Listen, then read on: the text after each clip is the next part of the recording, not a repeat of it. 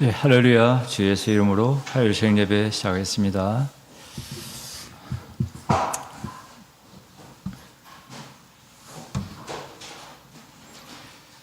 성경 한 구절 찾겠습니다. 빌립보서 2장 2절에서 5절까지 들어보겠습니다. 빌립보서 2장 2절에서 5절 말씀입니다. 빌립보서 2장 2절에서 5절 말씀 제가 읽겠습니다. 2장 2절 마음을 같이하여 같은 사랑을 가지고 뜻을 합하여 한 마음을 품어 아무에든지 다툼이나 허용으로 하지 말고 오직 겸손한 마음으로 각각 자기보다 남을 낮게 여기고 각각 자기 일을 돌아볼 뿐더러 또한 각각 다른 사람의 일을 돌아보아 나의 기쁨을 충만케 하라. 너희 안에 이 마음을 품으라. 곧 그리스도 예수의 마음이니. 예. 오늘은 바울 사도가 빌립보 교회에 보낸 그 편지 중에서 한 부분을 가지고 우리 성도님들과 같이 생각해 보는 그런 시간 갖도록 하겠습니다. 이 빌립보서는 우리 성도님들 다 아시다시피 이 로마에 이 바울 사도가 옥중에 갇혀 있을 때 쓴 네 권 중에 하나입니다. 에베소, 빌립보, 골로새, 빌레몬서 이렇게 네 권을 썼는데 그 중에 한 권이 빌립보 교회에 썼습니다. 빌립보라는 그 지역은 예전에 그러니까 이제 마게도냐 그 시대 때 우리가 잘 아는 알렉산더라고 하는 그 임금이 있죠. 그 아버지가 빌립보라고 하는 그 도시를 이렇게 만들었습니다. 왜냐하면 그분 이름이 빌립이에요. 그래서 자기 이름을 따서 이렇게 그 도시를 만들었거든요. 그러니까 상당히 그 당시에는 그러니까 아마 BC 한 300년경쯤 될 텐데 그 당시에는 굉장히 그런 크고 굉장히 웅장했던 그런 아마 도시였던 것 같습니다. 근데 이제 이 빌립보 교회가 이 로마의 식민지였죠. 이렇게 바울 시대에는 이제 로마의 속국이었으니까 로마 식민지로서 이렇게 빌립보 교회가 이렇게 세워진 것입니다. 빌립보 교회는 바울이 2차 전도 때 이렇게 세워진 교회인데요.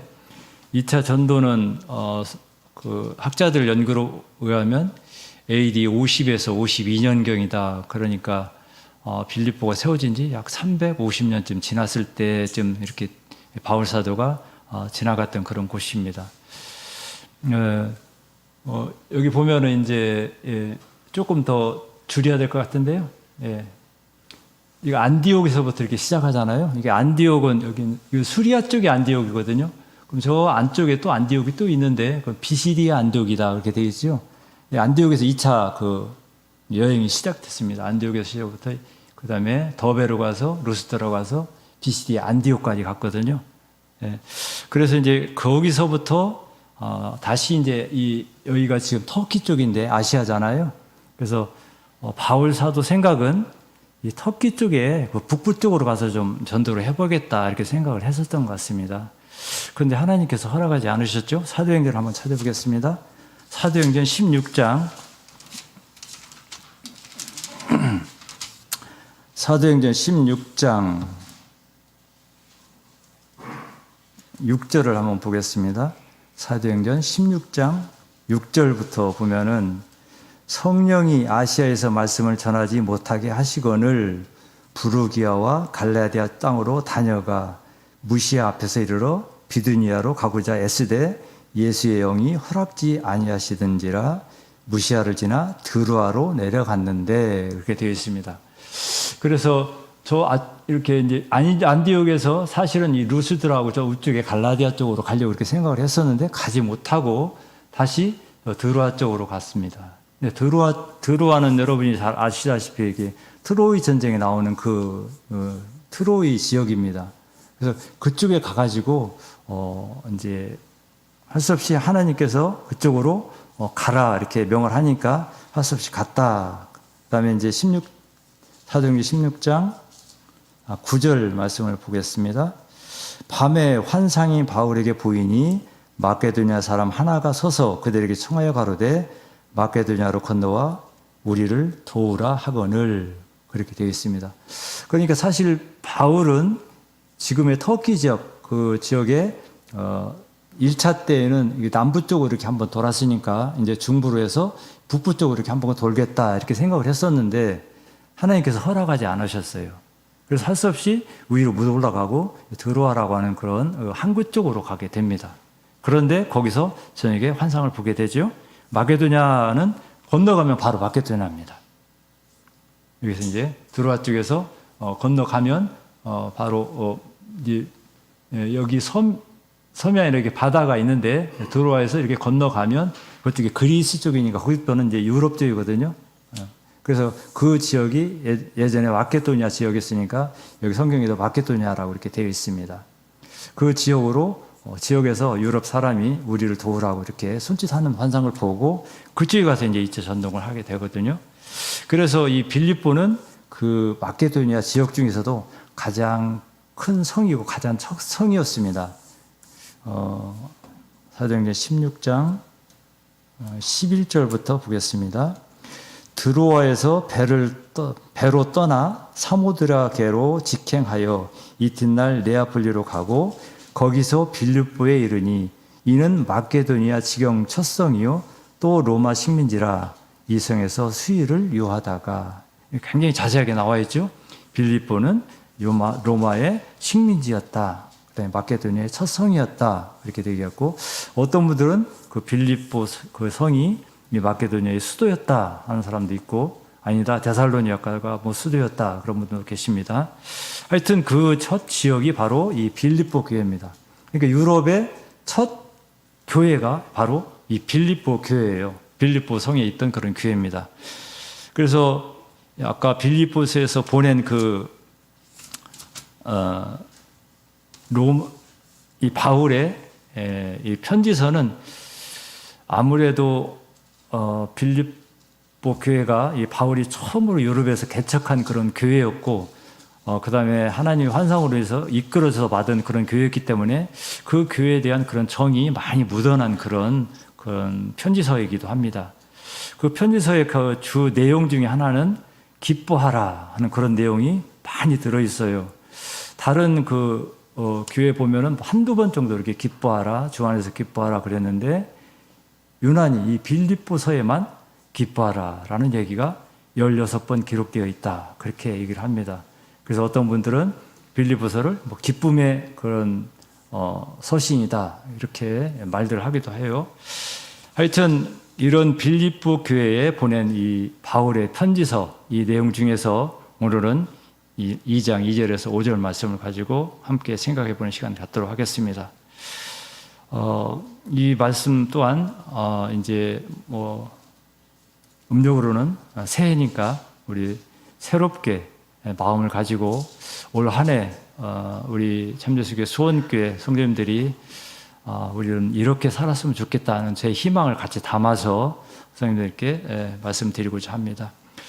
우선 2절 말씀을 보겠습니다. 빌립보서 2장 2절 마음을 같이하여 같은 사랑을 가지고 뜻을 합하여 한 마음을 품어 이렇게 되어 있죠. 이 한 마음을 품어라 하는 얘기는 이 빌립보서에 등장하는 그런 말씀이기도 합니다. 물론 이제 뭐 일심으로 뭐 어떻게 믿음을 가지고 이렇게 그런 말씀도 계시지만 특별히 빌립보서에는 한 마음을 품어라라는 그런 말이 많이 나옵니다. 왜 그랬을까요? 빌립보서 4장을 보겠습니다. 빌립보서 4장 2절을 보겠습니다. 빌립보서 4장 2절 제가 읽겠습니다. 내가 유오디아로 권하고 순두개를 권하니 주 안에서 같은 마음을 품으라. 3절 읽겠습니다. 또 참으로 나와 멍에를 같이 한 자 내게 구하노니 복음에 나와 함께 힘쓰던 저 부녀들을 돕고 또한 그렇게 되어 있습니다. 그러니까 이 두 분 유오디아와 순두개라고 하는 두 분이 여자분인데 여기 이제 부녀로 되어 있죠. 그런데 그들의 마음이 같지 않았어요. 그러니까 다툼이 있었다라는 그런 말씀이죠. 그것이 감옥에 있던 이 바울의 그 귀까지 들렸어요. 그러니까 그 소식을 듣고 얼마나 마음이 아팠겠습니까? 가장 자기가 처음에 유럽에서 개척한 그런 교회였고 하나님께서 사랑해서 만든 그런 교회였는데 이 여인들 둘이 마음에 뭔가는 모르지만 맺힌 것이 있었는지 모르지만 마음이 합하지가 못했어요. 그래서 두 마음을 갖고 있었습니다. 그러니까 너희들 마음을 같이 해라. 그러면서 이렇게 편지서를 보냅니다. 그러면서 한 마음을 가지라고 권하고 있습니다. 교회가 한 마음이 안 된다는 것은 굉장히 힘든 그런 상황입니다. 우리 교회 역사가 지금 한국에 들어온 지가 70년이 좀 넘었죠. 48년에 들어왔으니까. 그 70년 동안에 우리 교회가 정말로 자부심 있게 우리 교회는 참교회다라고 이렇게 자랑하고 정말 우리 교회가 참 진리가 있고 참 구원이 있는 교회다라고 이렇게 자랑하고 살았는데 그러면 우리는 전부 같은 마음이었냐? 그게 아니죠. 그 중간에 많은 일들이 있었습니다. 서로 마음이 갈라지고 서로 생각이 다르고 그래서 뜻하지 않게 정말로 교회를 어지럽히고 교회가 이렇게 혼란해지고 하는 그런 상황을 여러 번 겪었습니다. 한번 생각해 보세요. 우리 숫자 많지도 않은데 이 상황에서 혼란해지고 서로 마음이 맞지 않고 서로 다투고 그렇지 않아도 교회가 작아서 알아주지도 않는 교회인데 우리 스스로만 참예수교회다 이렇게 하고 있는 그런 상황인데 그런 어려움을 겪을 때 얼마나 마음이 아프겠습니까? 또 그것을 보고 있는 많은 사람들은 얼마나 우리 교회를 이상하게 생각하겠습니까? 하지만 그런 일이 안 벌어질 수가 없어요. 어떻게 하다 보면 그런 일이 벌어져요. 그게 누가 하는 짓이냐? 다 사단이 하는 짓입니다. 사단은 분열하는 걸 좋아합니다. 우리가 한 마음이 되고 함께 뜻을 같이 해서 같은 뜻을 가지고 가는 것을 좋아하지 않습니다. 그들은 어떻게든 우리를 분열시키려고 그래요. 그러나 세상의 교회는 분열되어도 다시 이어지고 그들은 다른 데 가서 다시 또 합하고 그럽니다. 굉장히 그들은 편하죠? 서로의 종교를 인정하고 있어요. 불교가 천주교를, 천주교가 불교를. 너희도 구원 있고 우리도 구원 있다. 너희도 인정하고 우리도 인정하자. 믿기만 하면 된다. 뭐 그런 지경까지 지금 와 있어요. 근데 우리는 참이라고 해놓고 합하지 못하면 얼마나 마음이 아프겠습니까? 얼마나 힘들겠습니까? 이 빌립보 교회 두 여인의 그 다툼은 아마 빌립보 교회에도 굉장히 힘든 그런 과정이었을 것입니다. 특별하게도 이 빌립보 교회는 여자분들이 이렇게 중심이 되어서 이렇게 이루어진 교회가 아닌가 하는 생각을 이렇게 할 정도로 이렇게 여자분들 이름이 많이 등장해요. 예. 처음에 빌립보 교회 바울이 갔을 때에도 처음 만난 분이 자매잖아요. 자주장사 루디아라고 하는 그 여인을 만나서 그 집에서부터 이렇게 교회가 이렇게 퍼지고 성장하게 되었었잖아요. 그런데 여기에 나오는 두 여인, 유오디하고 순두계라고 하는 두 여인도 아마 그런 과정에서 아마 전도돼서 들어온 분 같은데 아무래도 여자분들의 그 입김이 세서 그런지 아니면 그런 상황이었는지는 모르겠지만 자매반이 이렇게 중심이 되었지 않나 그런 생각이 듭니다. 남자들은 이렇게 많이 나타나지 않고 여자 이름이 등장하는 거 보면 그래서 아무튼 교회에 다툼이 있었다. 그래서 한 마음을 품으라 이렇게 하고 있습니다. 해결책은 딱 나와 있어요. 2절에 보면 마음을 같이하여 같은 사랑을 가지고 뜻을 합하여 그렇게 되어 있습니다. 마음을 같이 한다. 같은 사랑을 가진다. 뜻을 합해서 한다. 쉬운 성경에는 그렇게 되어 있더라고요. 같은 생각, 같은 사랑으로 뜻을 같이 하여 그렇게 되어 있더라고요. 그러니까 같은 사랑을 가지고 같은 뜻을 가지고 같은 생각을 해라. 다르게 생각하지 말고 그렇게 얘기하고 있습니다. 아무튼 우리 참교회가 성장하는데 굉장히 그 어려움을 겪었던 그런 상황 중에서 분열이라는 것이 있었어요. 지금도 그것이 계속 연결되고 있습니다. 지금도 남아 있어요. 지금도 우리 교회와 조금 떨어져서 다른 곳에서 예배를 따로 보고 있어요. 그런 상황이 지금도 연출되고 있습니다. 얼마나 안타까운 일인가요? 우리가 뭉쳐도 지금 힘들 판인데 서로 분열하는 상황이 벌어지니까 굉장히 힘들겠죠? 마태복음 16장을 찾아보겠습니다. 마태복음 16장 21절부터 보겠습니다. 마태복음 16장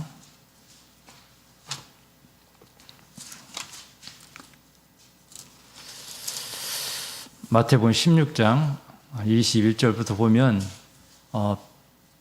그 베드로하고 예수님하고 이렇게 대화하는 장면이 나오는데요.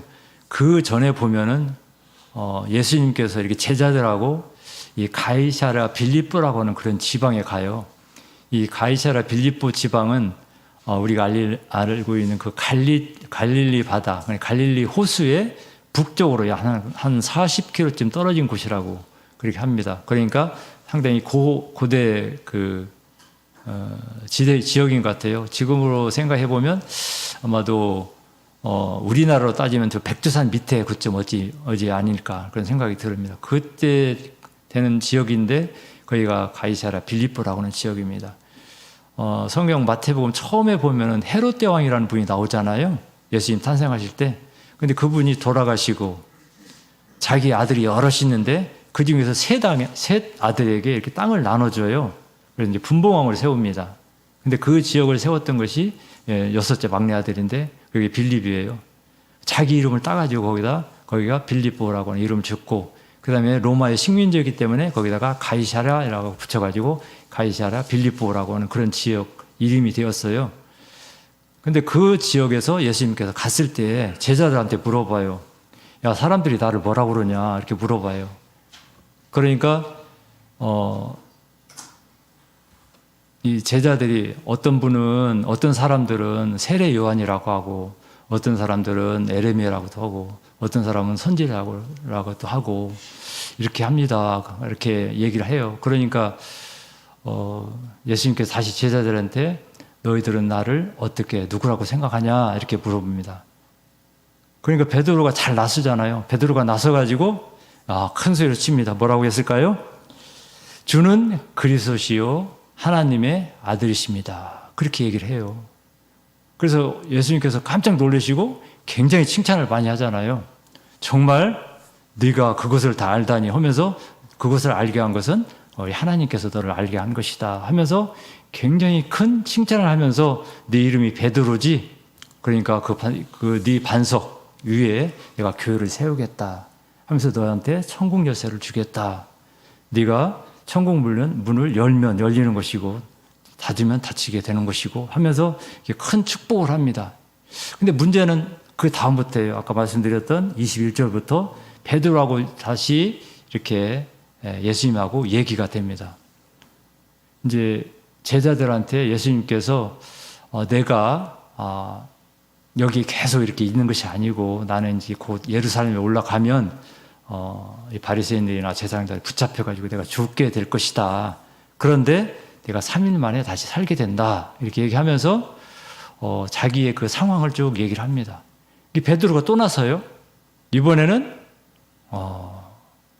예수님께 큰 소리로 칩니다. 예수님 절대 그러면 안 됩니다. 절대 올라가시면 안 됩니다.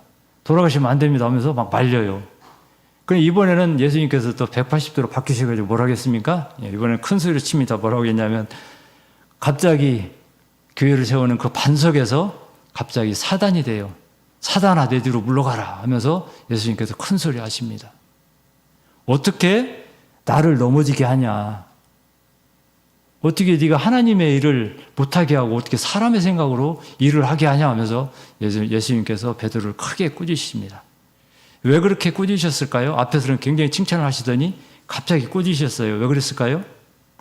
그게 바로 사단의 분열입니다. 넘어지게 하는 거예요. 우리 주변을, 우리 교회를 넘어지게 하는 그런 상황입니다. 그러므로 한 마음을 품지 않는다는 것은 굉장히 큰 위기가 올 수 있다는 것입니다. 제가 바라옵기는 우리 2022년 우리 참예수교회뿐만 아니라 우리 수원교회, 특히 우리 수원교회에 한 마음을 가지고 같은 뜻을 품어서 오직 하나님을 생각하고 모든 일을 예수 그리스도 이름으로 행하는 그런 교회가 되었으면 좋겠다는 생각을 합니다. 두 번째는 빌립보서 2장 3절 말씀이죠. 빌립보서 2장 3절.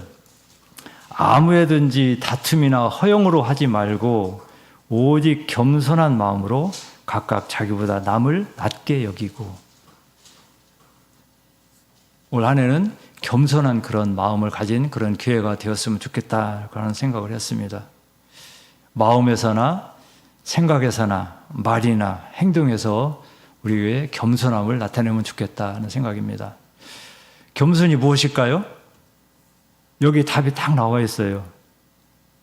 3절 끝부분에 자기보다 남을 낮게 여기고 그렇게 되어 있습니다. 자기보다 남을 낮게 여기는 것이 바로 겸손입니다.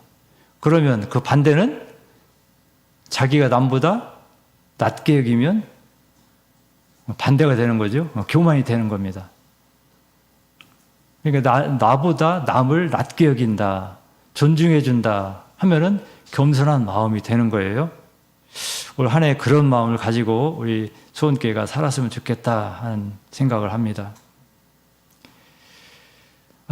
우리가 스스로 참 교회다 그런 얘기를 어려서부터 많이 듣고 또 새로 들어오신 분도 참 교회에 왔다 기뻐하시고 여러 성도님들도 자부심을 가지고 이렇게 산다는 걸 제가 압니다. 저도 그런 적이 많이 있었으니까요. 그런데 제가 들리는 얘기로 우리 성도님들이 일반인보다 못하다 하는 그런 얘기를 자주 들어요. 여기저기서. 그러면 마음이 상당히 아프더라고요. 예를 들어서 무슨 일이 벌어졌어요. 그러면 어떤 사람, 그러니까 일반인들, 교회 다니지 아니한 사람은 적극적으로 그것을 해결하려고 노력하고 해결하고도 그거에 대해서 대가를 바라지 아니하고 내가 당연히 해야 할 일입니다 라고 얘기한다는데 우리 참예수 교회는 와서 잠시 그 일을 하지도 아니하고 그냥 구경만 하다가 대가를 받아간다는 그런 소식을 들어요. 그런 마음이 굉장히 찔리면서 아프더라고요. 정말 그래야 되는 거 정말 아니 왜 일반인들은 오셔가지고 당연히 제가 할 일입니다. 정말 제가 당연히 할 일을 했을 뿐이니까 그냥 괜찮습니다. 이렇게 하면서 가는데 왜 우리 교인들은 와서 일을 하고 물론 대가는 받아가야 되지만 다른 사람이 전혀 그러지 아니한 것을 왜 우리는 받아가나 그런 얘기를 들어요. 그러면 제가 들을 때는 아이고 그 참 정말 그렇네. 왜 그럴까? 라는 그런 생각이 듭니다. 제가 이제 둘러서 얘기했지만 그런 소식이 들리면 마음이 굉장히 아프더라고요. 우리 참예수 교회니 그것도 1, 2년 믿은 사람도 아니고 몇십 년간 잘 믿고 계시는 분이고 그런데도 왜 그렇게 행동을 했을까? 물론 상황이 어떻게 되는지는 확실히 모르겠지만 그래도 그런 상황을 들었을 때 굉장히 마음이 아프더라고요. 우리가 그 사람보다 더 정말 내가 해야 할 일입니다. 내가 했어도 내가 당연히 해야 할 일이고 이렇게 했으니까 대가 바라지 않습니다. 이렇게 하고 갔어야 되는 건데 그러지 않다라는 얘기를 들었을 때는 굉장히 마음이 아프다는 그런 생각을 들었습니다. 한번 생각을 우리도 한번 해봐야 될 것 같아요. 우리가 정말 참 교인으로서 정말 우리의 할 일을 하고 있는지 자부심만 가지고 있는 건지 특별 대우만 받고 있는 건지 한번 생각을 해봐야 되지 않겠나 생각이 듭니다. 아까 말씀드렸지만 우리 참예수교회 한국 총회가 생겨난 지 70년이 지났습니다. 혹시 안식일 예배 참석 인원이 몇 명이나 되는지 혹시 아신가요? 제가 올해 작년 것은 따지지 않고 19년도 왜냐하면 이제 코로나 때문에 인원이 안 맞으니까 19년도 걸 봤어요. 안식일 예배 몇 분이나 참석하는지 정말 부끄러워서 제가 말씀을 드리기가 참 그런데 우리 이제 교인이니까 같이 한번 생각해 봅시다. 우리는 자그마한 중견 교회만큼도 참석을 못 하더라고요. 1000명대더라고요. 그래서 1,500도 안 돼요.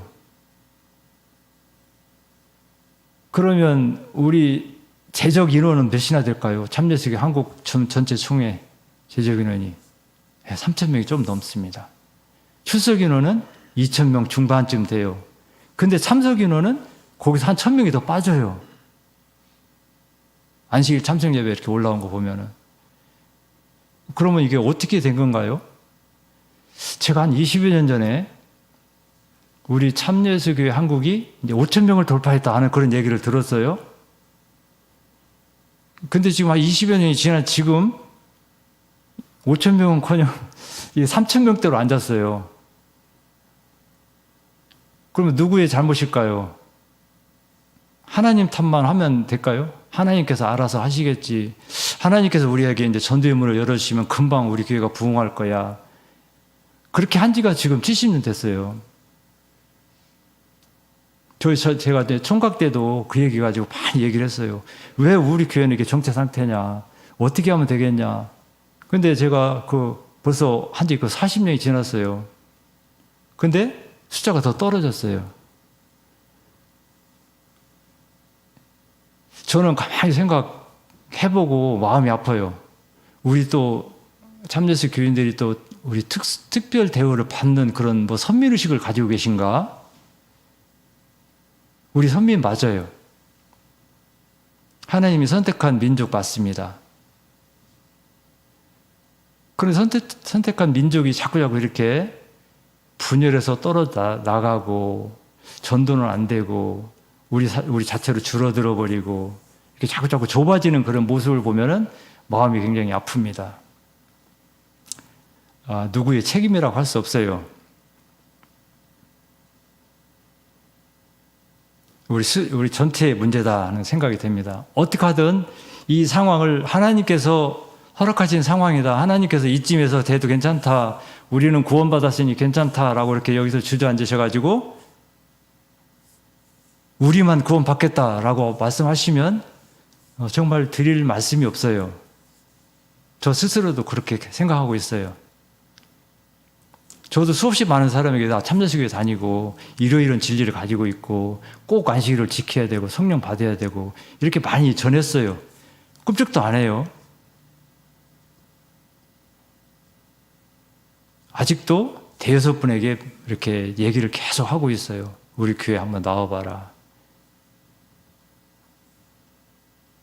제가 직장에 있을 때는 얘기하기가 굉장히 안 좋아요. 왜냐하면 직장이 있으니까 직장에서 괜히 교회 얘기한다고 또 오해할까봐. 근데 이제 퇴직을 했으니까 지금은 마음대로 하고 있어요. 근데 아무 대답이 없어요. 아무리 얘기해도. 이제 만나야 되는데 만나지도 못하고, 예. 우리 교회를 알리는 것도 굉장히 중요하지만 그들하고 우리가 뭐가 다른지 우리의 그 진리를 알리는 것도 굉장히 중요하다는 생각을 합니다. 어디에서 알려야 될까요? 방송에서 알려야 되고 요즘에는 유튜버라고는 좋은 그런 매체가 있어서 좋고요. 거기에 많은 자료를 올려야 되고 많은 사람이 봐야 되고 볼 수 있도록 우리가 홍보도 해야 되고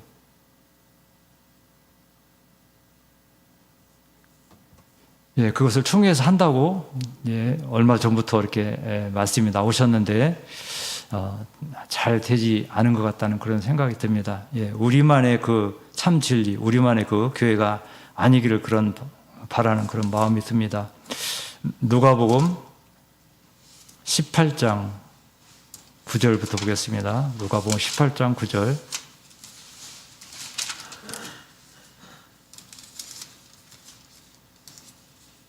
누가복음 18장 9절부터 14절까지는 이 바리새인과 세리의 그 기도하는 그런 모습이 나와요. 근데 혹시 우리하고 비슷하지 않나 한번 보겠습니다.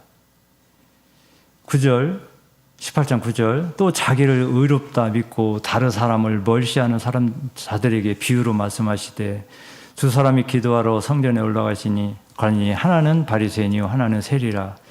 바리새인은 서로 따로 기도하여 가로되 하나님이여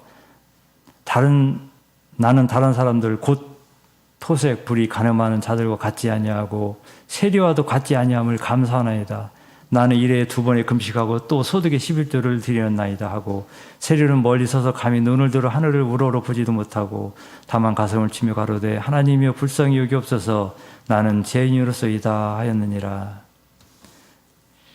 바리새인과 세리의 기도가 확연하게 다르죠. 바리새인은 따로 서서 기도했다.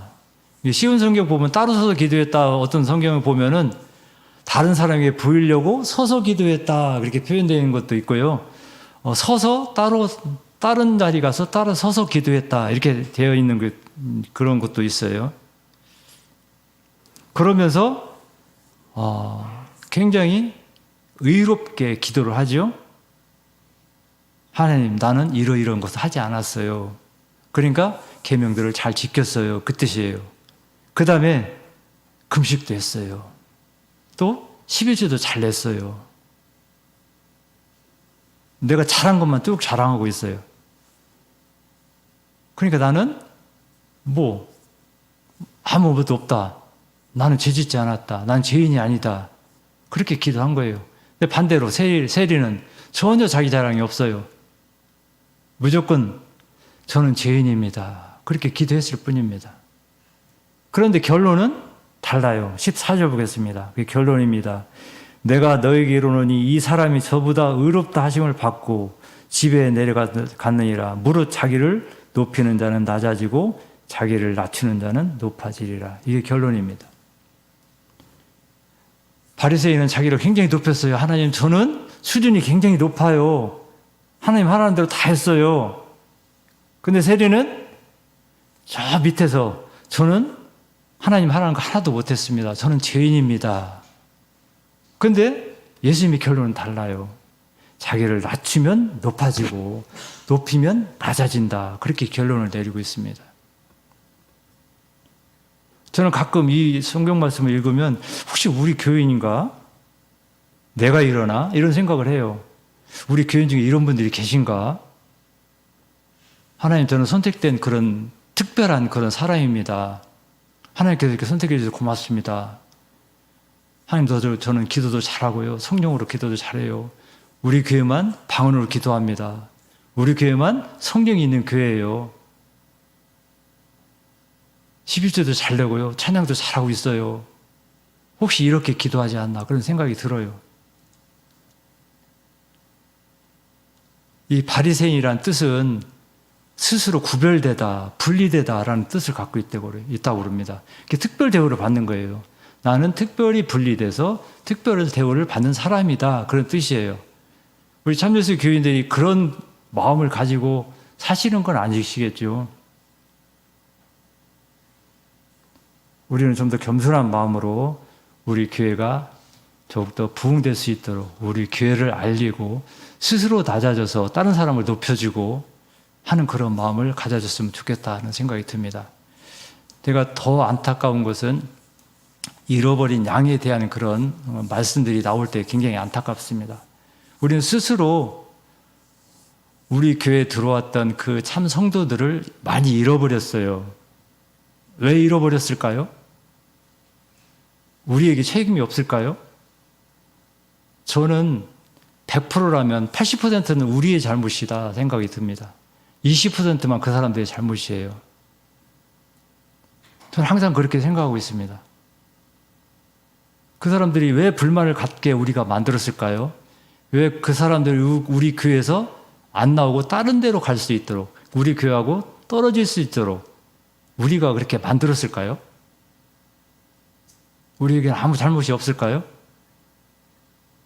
저는 그런 그 말을 들으면 어느 교회 누구가 어떻게 해서 어디 나갔더라, 안 들어왔더라, 다른 교회 간다더라. 그런 얘기를 들으면 그 교회, 그분이 문제가 아니고 그 교회가 뭔가 잘못했구나 하는 그 생각을 하게 되더라고요. 뭐가 문제 있었을까요? 근데 우리는 전적 그런 문제를 찾으려고 생각하지 않습니다. 우리 스스로 나만 구원받으면 되는 것이지 나는 특별하게 구별되었는데 뭐가 걱정이야 라고 하는 그런 생각을 혹시 가지고 있을지도 몰라요. 이 바리새인처럼 우리 전혀 그런 생각을 해서는 안 되겠다는 생각을 제가 합니다. 우리는 겸손한 마음으로 그들에게 좀 더 낮은 자세로 가서 그들을 붙들고 왜 그렇게 그들이 그렇게 할 수밖에 없었는지, 왜 안 나오는지 그 상황을 파악하고 정말로 마귀의 작용이다, 마귀의 힘이었다라고 생각한다면 기도로서 물리치면 될 수 있는 것이고, 그들이 나올 수 있도록 뭔가 마련을 해주고 하는 그런 모습이 필요하지 않나 하는 생각이 듭니다. 항상 그런 생각을 하게 됩니다. 그래서 저는 올해는 우리 수원교회만이라도 정말 겸손한 마음으로 겸손한 교회가 되어서 우리 주변뿐만 아니라 지금 잃어버린 양들이 굉장히 많아요. 그런 분들을 위해서 우리가 좀 더 노력하는 그런 마음을 가졌으면 좋겠다 하는 그런 생각을 합니다. 네, 빌립보서 2장 4절 보겠습니다. 빌립보서 2장 4절 제가 읽겠습니다. 각각 자기 일을 돌아볼 뿐더러 또한 각각 다른 사람의 일을 돌아보아 나의 기쁨을 충만케 하라. 세 번째는 다른 사람의 일을 돌아보는 그런 교회가 되었으면 좋겠다는 생각을 해보았습니다. 우리가 한 마음을 가지고 한 뜻을 생각하고 뭉쳐서 겸손한 마음으로 다른 사람의 그 상황을 돌아보는 그런 교회였으면 좋겠다는 생각이 듭니다. 여기서 돌아본다라는 얘기는 심사숙고한다, 마음을 쓴다라는 그런 뜻을 가지고 있다고 그럽니다. 그러니까 우리가 그들에게 우리의 마음을 써주는 거예요. 우리가 그들에게 우리 교회의 마음은 이렇다, 네 생각은 어떤지 모르지만 우리 교회의 마음은 이렇다라고 그들에게 보여주는 거예요. 그런 한 해가 되었으면 좋겠다 생각이 듭니다. 그러려면 우리는 그들에게 따뜻하게 문안을 하는 그런 마음을 가져야 됩니다. 바울 사도는 각 교회에 편지하면서 꼭 마지막 부분에 너희 형제에게 문안한다, 내가 너희 교회에 문안한다, 혹은 너 여기 교회가 너희 형제에게 문안한다, 꼭 끝에 이렇게 서로 문안한다 이렇게 하면서 그들의 안부를 물었어요. 우리 교회도, 우리 성도님들도 내가 아는 분들에게 수시로 안부를 물어서 그들이 무슨 상황에 있는지, 어떤 상황인지, 나하고는 어떤 관계인지, 끈을 계속 잇고 있는 상황인지 하는 것을 이렇게 서로 물어가지고 그들이 어느 때가 되면 하나님 앞에 바로 나올 수 있도록 이렇게 서로 이렇게 문안하고 서로의 안부를 물었으면 좋겠다는 그런 생각을 해보았습니다. 말 그대로 그냥 문안은 물을 문자에다가 편안을 안 짜잖아요. 편안을 물어보는 거면 편안히 잘 계세요? 이게 물어보는 거잖아요. 잘 계시는지, 어떻게 어떤 상황인지 이렇게 서로 우리끼리도 이렇게 묻고 이렇게 상황을 공유했으면 좋겠다는 생각이 듭니다. 그 다음에 돌아보는 교회의 또 하나의 특징은 문안할 뿐만 아니라 그들을 판단하지 말아야 된다는 생각이 듭니다. 로마서 14장을 찾아보겠습니다. 로마서 14장 1절부터 보겠습니다. 로마서 14장 1절, 로마서 14장 1절부터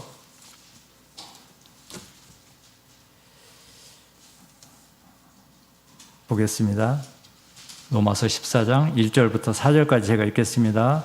믿음이 연약한 자를 너희가 받되 그의 의심하는 바를 비판하지 말라. 어떤 사람 모든 것을 먹을 만한 믿음이 있고 연약한 자는 채소를 먹느니라.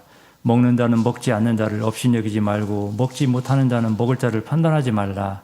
이는 하나님이 저를 받으셨습니다. 남의 행위를 판단하는 너는 누구뇨? 그 섰는 것이나 넘어지는 것에 제 주인에게 있음에 저가 세움을 받으리니 이는 저를 세우시는 권능이 주께 있음이니라. 로마에 보내는 이 바울의 편지서에도 형제를 판단하는 것에 대한 그런 얘기가 나옵니다. 그러면서 어떤 사람은 믿음이 연약하고 어떤 사람은 그렇지 않은 사람도 있다. 그러니까 비판하지 말고 판단하지 마라. 왜냐하면 그 사람의 상황을 모르니까. 그 사람의 상황이 어떤지 알고 판단을 하고 비판을 하겠습니까? 모르잖아요. 그래서 바울 사도는 그러지 마라 그렇게 얘기하고 있습니다. 14장 10절을 보겠습니다. 로마서 14장 10절. 내가 어찌하여 내 형제를 판단하느뇨? 어찌하여 내 형제를 업신여기느뇨? 우리가 다 하나님의 심판대에 서리라. 이때에도 서로 업신여기고 저 사람은 저러저러한 사람이다 라고 이렇게 판단을 해버렸었던 것 같아요. 그러니까 바울 사도가 아주 크게 화내면서 질책하시는 거예요. 네가 누구한테 형제를 판단하냐? 그러면서 하나님의 심판대 앞에 선다 이렇게 크게 경고하고 있습니다. 우리는 쉽게 형제나 자매, 그 집이나 가정을 판단할 수도 있어요. 그 상황을 모르니까. 근데 그 상황이 돼보면 그렇지 않을 수도 있어요. 이게 비근한 예일 수도 있는데, 저에 대한 비근한 예일 수 있는데, 제가 재작년에 20년이죠. 아팠었잖아요. 제가 아프려고 아픈 것이 아니잖아요. 그냥 어쩌다 보니까 아파진 건데. 근데 다른 사람 몰라요.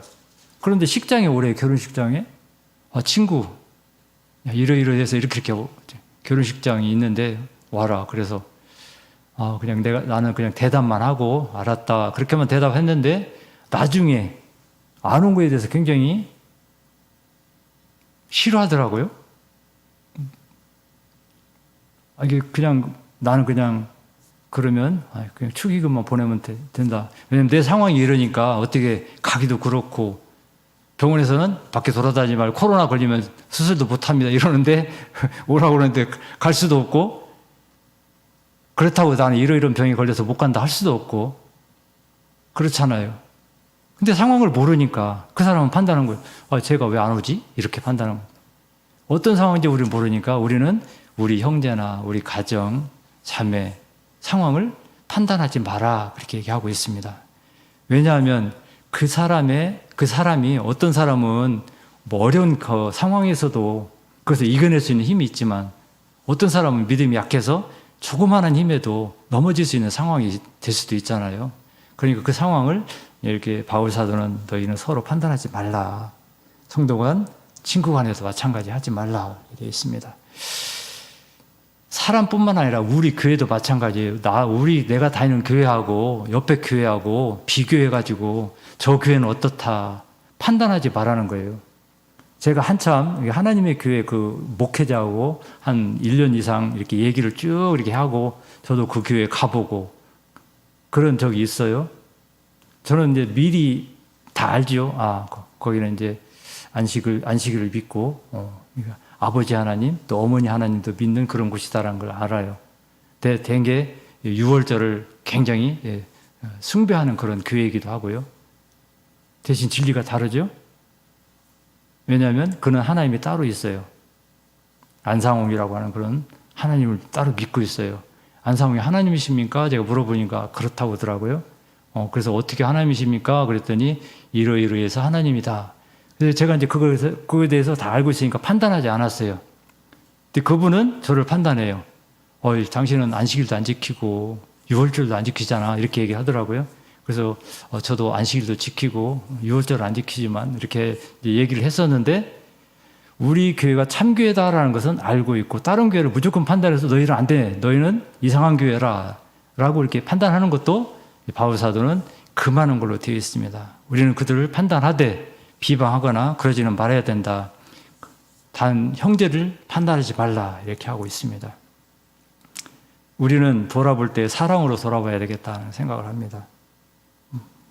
사랑이라는 것은 그 속에서 훈계도 들어가고 도움도 들어가고 격려도 들어가고 그러겠죠. 그런 모든 것을 가지고 이렇게 다른 사람을 돌아보는 그런 교회가 되었으면 좋겠습니다. 2022년은 우리가 좀 더 도약하고 우리 교회가 좀 나아지기 위해서 우리 성도님들 모두 한 마음을 가지고 정말 겸손한 마음으로 다른 사람도 좀 돌아보고 다른 사람 상황도 좀 살펴보면서 이렇게 살아가는 그런 교회가 되었으면 좋겠습니다. 우리가 참여지 교회다, 정말 진정한 참여지 교회다라고 생각한다면 무엇이 참인가? 우리 진리가 참이다라고 얘기하는데 그럼 성도도 참이냐? 성도도 참인가요? 성도는 참 거짓이 있을까요? 성도가 참일 수도 있고 거짓일 수도 있습니다. 우리는 참교회에 속해 있지만 그럴 상황도 있어요. 어느 순간에 이 교회를 분리하고 나갈 수도 있어요. 성도는 모릅니다.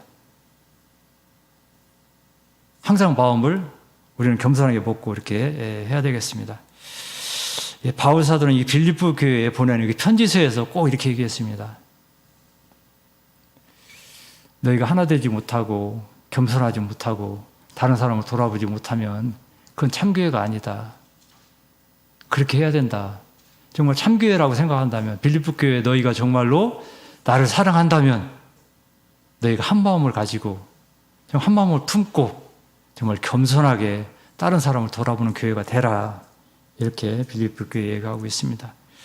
정말 하나님께서 주신 그 십자가의 그 지심을 겸손한 마음으로 받아듣고 우리가 한 마음이 되어서 2022년은 우리 참교회가 수원 지역에 널리 퍼져나가는 그런 하나가 되기를 바라는 마음으로 말씀을 드렸습니다. 할렐루야. 다 같이 기도하겠습니다. 부족하지만 저희들에게도 하나님의 지혜와 하나님의 사랑, 하나님의 그 마음, 그리스도의 마음을 저에게도 주시옵소서. 성령으로 기도하셨습니다.